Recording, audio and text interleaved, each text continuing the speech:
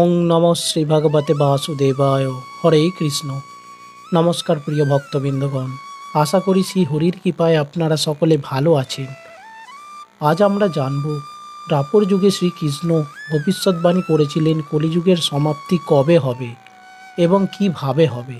এবং আমরা কলিযুগে দাঁড়িয়ে অনেকেই জেনে বুঝেই বলুন আর নিজের অজান্তেই বলুন অনেক ভুল কাজ করে থাকি, এবং তার থেকে বাঁচার উপায় কী আজ আমরা এই ভিডিওটিতে জানব।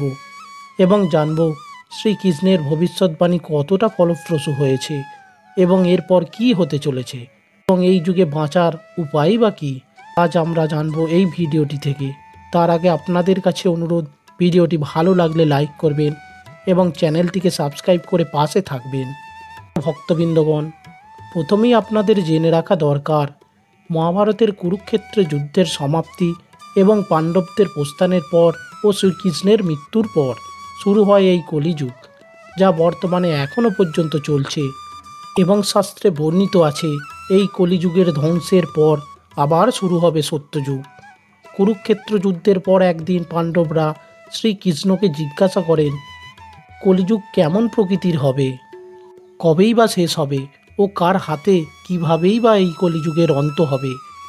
এই প্রশ্নের উত্তরে শ্রীকৃষ্ণ 5 পাণ্ডবকে জঙ্গলে নিয়ে যায় এবং তারপর বলেন, তোমরা 5 জন 5 দিকে যাত্রা করো এবং তোমরা প্রথমে যে ঘটনাটি সম্মুখীন হবে সেই ঘটনাটি আমায় এসে ব্যক্ত করো। শ্রীকৃষ্ণের কথা শুনে প্রত্যেকে ভিন্ন ভিন্ন স্থানে চলে যায়। এর কিছুক্ষণ পরে প্রথমে যুধিষ্ঠির ফিরে আসে এবং তার একটি অদ্ভুত অভিজ্ঞতার কথা বলেন। তিনি বলেন, আমি দেখলাম 2 সুর বিশিষ্ট একটা হাতিকে। সেই হাতিটি জঙ্গলে বিচরণ করছে। এবং এই বলে যুধিষ্ঠির শ্রীকৃষ্ণের কাছে এর প্রকৃত অর্থ জানতে চান। তখন শ্রীকৃষ্ণ বলেন, কলিযুগের মানুষ হবে এই রকম প্রকৃতির, এবং তারা হবে মিথ্যাবাদী, এবং তারা কোনো ব্যক্তির সামনে তার প্রশংসা করবে এবং তার পিছনে তার সম্বন্ধে কটু কথা ও নিন্দা করবে। এবং এই যুগের মানুষ মুখে বলবে এক এবং কাজ করবে অন্য। এর কিছুক্ষণ পর ভীম ফিরে এলেন এবং তার অভিজ্ঞতা সে শ্রীকৃষ্ণকে বললেন। তিনি বললেন, একটি গরু তার বাছুরকে চেটে চেটে আদর করতে দেখেছেন, এবং এতটাই সে চেটেছে যে বাছুরটির গা দিয়ে রক্তপাত পর্যন্ত হচ্ছে।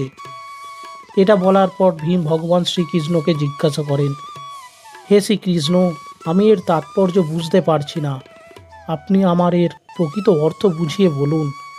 সব শুনে শ্রীকৃষ্ণ বলেন, কলিযুগে পিতামাতার অন্ধ স্নেহ ও অতিরিক্ত ভালোবাসা তাদের সন্তানের ক্ষতির কারণ হয়ে উঠবে। এর ফলে তাদের সন্তান বিচার বুদ্ধিহীন হয়ে উঠবে এবং খুবই জেদি হয়ে উঠবে। এর কিছুক্ষণ পর ফিরে এলেন অর্জুন এবং তিনি শ্রীকৃষ্ণকে বলেন, তিনি দেখেছেন একটি শকুনকে, যার বিশালাকার ডানায় বেদ লিখিত আছে এবং সে নরমাংস ভক্ষণ করছে। এই বলে অর্জুন জোড়হাত করে প্রার্থনা করে বলে, হে শ্রীকৃষ্ণ, এটা আমি কেন দেখলাম? কৃপা করে এর ব্যাখ্যা তুমি বলো। তখন শ্রীকৃষ্ণ বলেন, কলিযুগে ভণ্ড সাধকের পরিমাণ বৃদ্ধি পাবে।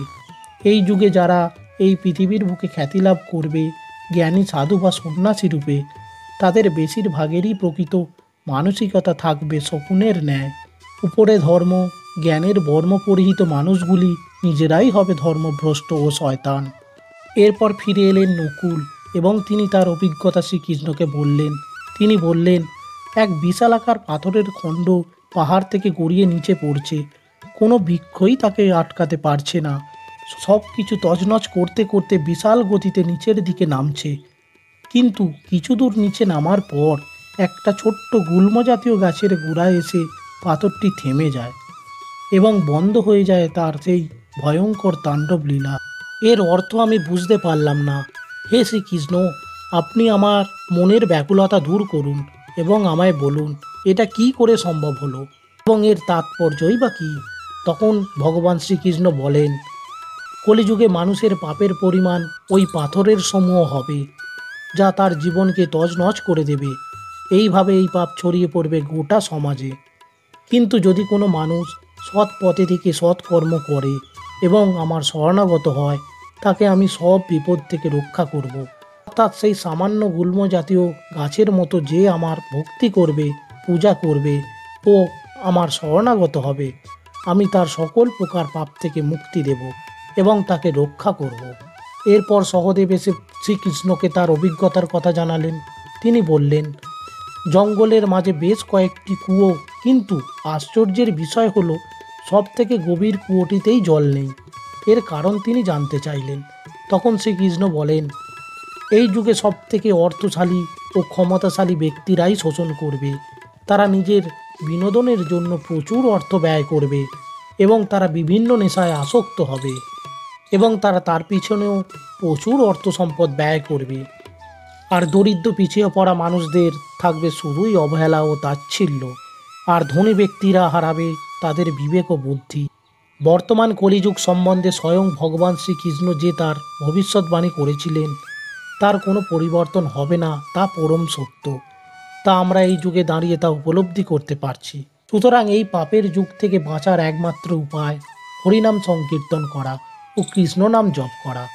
একমাত্র এই কৃষ্ণ নাম জপ করাই পারে আমাদের সঠিক দিশা দেখাতে এবং সমস্ত প্রকার পাপ থেকে উদ্ধার করতে ও মনের শান্তি আনতে। অন্যত একটি বার হলেও কৃষ্ণ মন্ত্র জপ করুন। কলিযুগে ভগবান কবে অবতীর্ণ হবেন তা আমরা জানতে পারি ভগবদ্গীতা ও বৈদিক শাস্ত্র থেকে।